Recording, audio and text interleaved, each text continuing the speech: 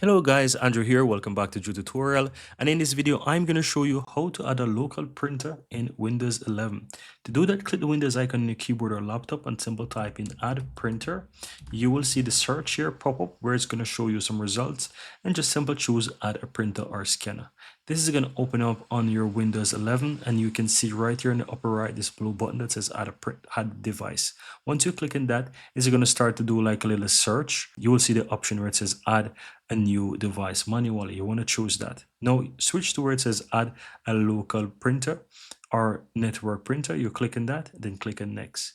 Here you can choose whichever port you want to choose from. I'm going to just leave it as is. And from here, you can go ahead and click on next.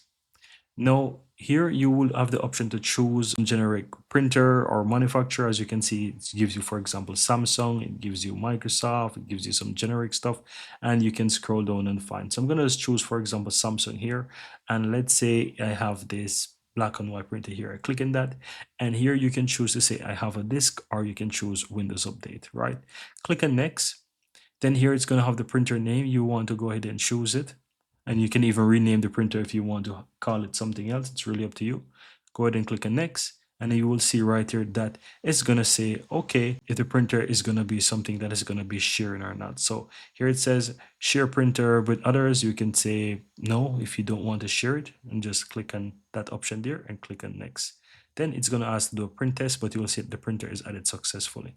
And click on finish, guys. As you can see, my black and white laser printer is added right here. Once I click, you will see that the printer is there.